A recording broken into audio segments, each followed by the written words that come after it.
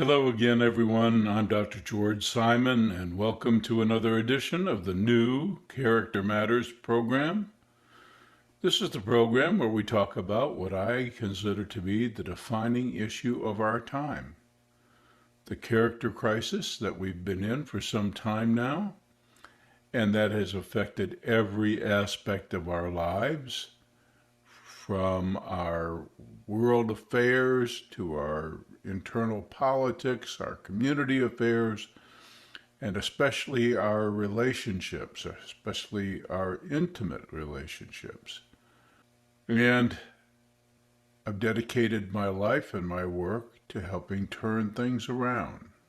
Toward that end, I've written several books, including In Sheep's Clothing, Understanding and Dealing with Manipulative Types, Character Disturbance, the Phenomenon of Our Age, describing the vast spectrum of character disturbance and the many manifestations of it, the kinds of personality and character disturbances and disorders that can really wreak havoc in a relationship, how to recognize the signs, how to deal with such things, and especially what to do when you really need to seek help, how to get the right kind of help so that things are seen clearly and you get the tools of empowerment you need. And my book, The Judas Syndrome, the Christian faith community, about how genuine faith can really make a difference, turn things around, bring you to a whole different kind of life. And my book with Dr. Kathy Armistead, How Did We End Up Here? A Guide to Surviving in This Crazy, Mixed Up, Character Disturbed World of Ours. How to Pick Up the Pieces After a Failed Relationship or tumultuous or heart-decimating relationship, and move on and gain the tools necessary to not fall into similar traps and to become a more astute recognizer of character disturbance that's so prevalent in our world.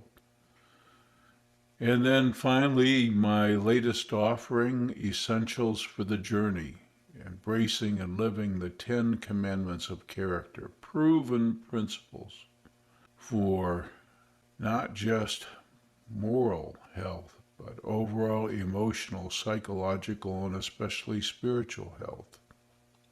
To be really healthy, we have to be healthy in all spheres. I took care when I was amplifying the principles I first outlined in my book, Character Disturbance, to tend to all aspects of health when talking about the 10 Commandments of character. Healthy characters are healthy, as I mentioned before, in all spheres. On today's program, I'm going to begin a discussion about the most seriously disturbed characters among us, the folks that lie at the far end of the narcissistic spectrum.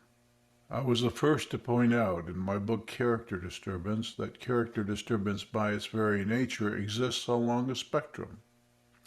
Actually, two different spectra, one of type and the other of degree. We've come to realize that so many conditions that we thought we could put into nice, neat little categories are not so. Rather, they are along various spectra of type and severity. We've realized that most clearly now with the autistic disorders. But we're slowly realizing it when it comes to disturbances of personality and character. And in my book, Character Disturbance, I first made the point that narcissism, which you hear an awful lot about these days, and which unfortunately you hear a lot of erroneous information about also, information that's not completely erroneous, but contains so many half-truths it might just as well be. Narcissism also exists along spectra of type and severity. And so we're going to begin a discussion today of the folks that lie at the far end of the spectrum. The folks that we have typically called either psychopathic or sociopathic. Nature's only known intra-species predators. And it's not only that they prey on others, but these folks prey for reasons that no other creatures prey. Most creatures can and will exhibit predatory behavior for survival's sake. It's the way of nature. Sometimes it seems cruel, but it is nature's way. Almost every creature along the evolutionary chain has to prey on something beneath it to survive. Seems cruel in a way, but it's how it all works. But when it comes to the folks who, in a moment, I will explain why we call malignantly narcissistic, when it comes to these folks, they prey only for their own edification, for their own aggrandizement. Their survival is not at stake, although the way they behave, you would think so. They don't need to prey upon others just to survive. They prey on others for the pure pleasure of it, for the pure self-edification of it. That's what makes their narcissism so malignant. It makes them feel powerful. It makes them feel grand. It gives them a sense of superiority. And that's all they're after. In my book, Character Disturbance, I talk about the analogy to the old axiom in real estate, where they say only three things matter. Of course, the answer is location, location, and location. Meaning that there is really nothing more important when it comes to the value of a piece of property. Well, in my book Character Disturbance, I first explained that when it comes to certain types on the narcissistic spectrum, only three things matter: position, position, position. Anyone who's been in a toxic relationship with anyone on the narcissistic spectrum knows this all too well, but they had to find it out the hard way. They understand that everything was fine so long as the person that they were involved with had their way, were on top and in control. Everything was fine. But try to gain equal standing. Try to have your voice heard. Try to experience an equal degree of regard, and you've got some trouble. That's when all the tactics will be thrown at you. That's when someone skilled at the art of impression management and interpersonal relationship will barrage you with a variety of tactics, all designed to do the same thing: to restore the position of dominance and control and power over you, which is what makes the relationship ultimately so unbearable. So let's talk about this narcissistic spectrum just a little bit, and what happens when narcissism becomes so malignant that the person is capable of predatory behavior, truly heartless behavior. And that's a key word here, because there are a lot of nefarious characters out there these days. And there's a distinction between those folks that we have traditionally called antisocial. These are the folks that have trouble with the rules. There's a distinction between these folks that we have traditionally called hot-headed. These are contrary folks who tend to fight against any restrictions on their freedom, uh, any dictates of authority. They don't like to have anything or anyone over them, and they resist. They fight against it. They fight against all the rules, restrictions, constraints. They want to live life on their own terms, set all the rules, be in the driver's seat at all times. Now, to want independence is not a problem. As a matter of fact, a lot of problems can be traced, unfortunately, in our lives to our unhealthy dependencies. So independence itself is a good thing. But some folks pursue it with a passion, with an aggressive streak. I call these folks the aggressive personalities. They're determined to have their way, and they'll do whatever they can to have it, and they resist subordination to anyone or anything else. As a matter of fact, they abhor it. They don't fear it necessarily, but they detest it. So they want to set their own rules. They lead life their own way, and they reject some of the common principles that most of us accept. But then there are folks who are not so much hot-headed and rebellious and defiant and aggressive in their manner, but rather cold-hearted, lacking in empathy, lacking in the capacity and the willingness to care. The only thing that matters, once again, is that position. It's always about position, position, position. The only thing that matters is that position of dominance.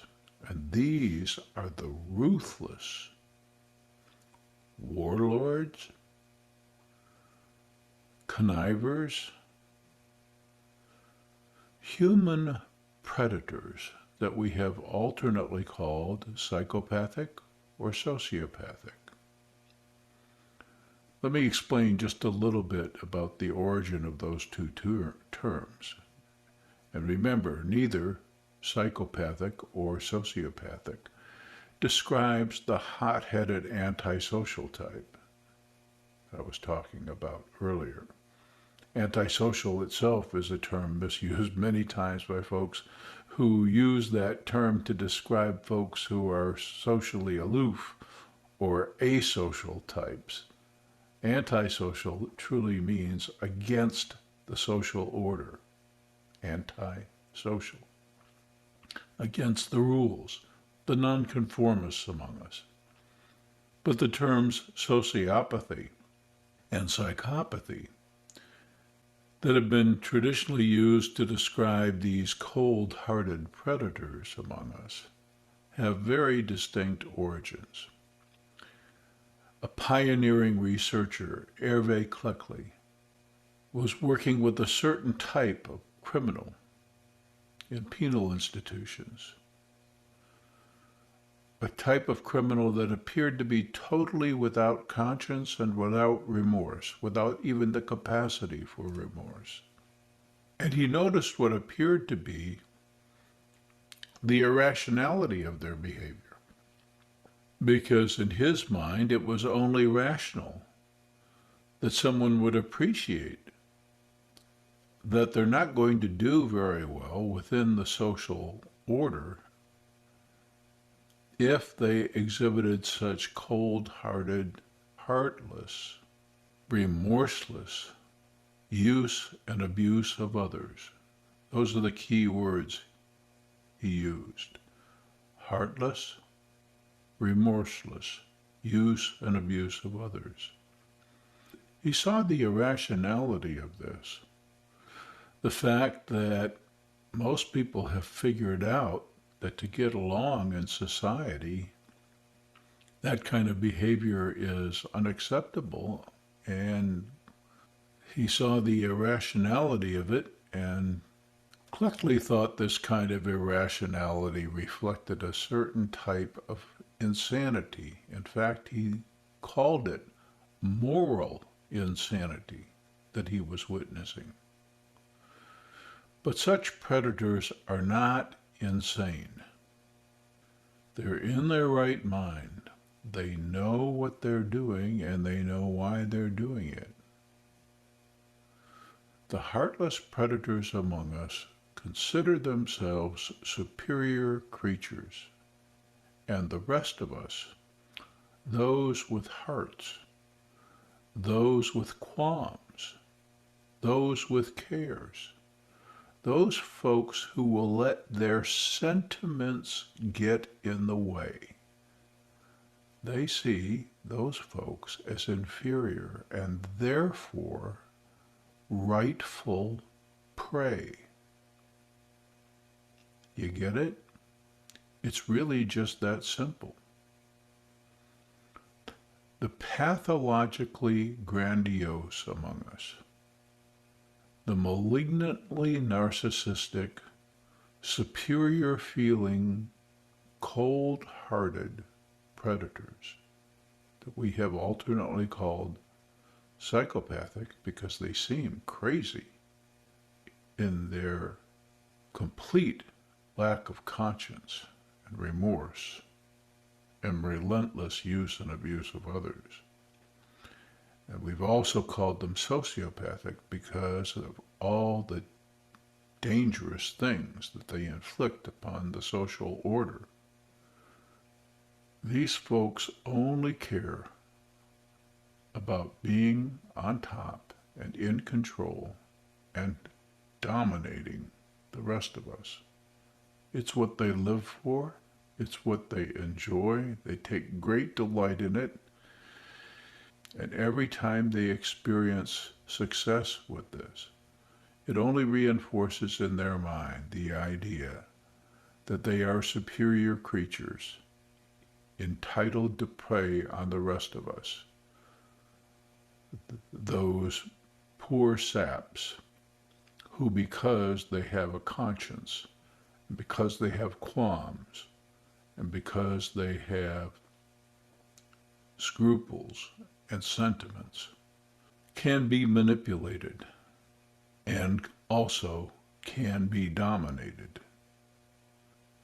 Now, these heartless folks have always been with us, and in times past in our evolutionary history, they actually served a vital function. But as we have evolved to the place that we have now, where we're so intricately interconnected, where we're so interdependent, when we have so much available to us in the way of knowledge and resources, producing a lifestyle most generations would only dream of. In our times, such predators have no place, and we have to be much more astute because unfortunately we have afforded many of them the reins of power, and we've also lost the ability to discern when such folks are among us. We have become such poor students of character because for so long it hasn't mattered that we have a hard time discerning when we've got someone at the far end of the narcissistic spectrum in our presence until it's too late. These folks are astute at playing the vulnerable. They understand how those whom they view as inferior operate. They understand, for example, that if you have a conscience, if you can feel guilt or shame, you can be manipulated by being guilted or shamed. Conversely, if you have no shame, no capacity for it, And if you have no conscience to make you feel guilty, and you can experience no remorse, then you're capable of anything. We're seeing this on the world stage again, because we have handed the reins of power, or allowed the reins of power, to fall into the hands of individuals at the extreme end of the narcissistic spectrum. These malignantly narcissistic, egoic, heartless, ruthless, remorseless users and abusers of people, whose only concern is demonstrating their superiority over the rest of us worthless creatures, stymied by our own qualms, concerns, hang-ups, sentiments. In short, our heart. And we're paying the price, and we will continue to pay the price until we can discern the truly heartless among us and ensure that such folks are never handed the reins of power. And it behooves us to do our homework when we enter relationships, to adequately vet the character of the person that we're thinking about becoming involved with, that we understand well enough the various spectra of character disturbance, because it is the phenomenon of our age. And do our homework, because, as I've said many, many times, and I will continue to say over and over and over again, character matters. It matters more than anything. And as soon as we make it matter to us again, as soon as we expect it of ourselves and do what we can to make of ourselves the best that we can be, which is one of the reasons why I wrote Essentials for the Journey, and as soon as we come to expect it also of others, not give ourselves so cheaply, not sell out ourselves by affording the reins of power to someone we think will serve our interest but hasn't the character to properly lead us. As soon as we make character matter again, things will change. And there in a nutshell is my work and my mission. And I'll keep at it. And I'll hope you will avail yourself of the many articles on my blog at drgeorgesimon.com, and also avail yourself of my books, all readily available on Amazon, some in multiple formats.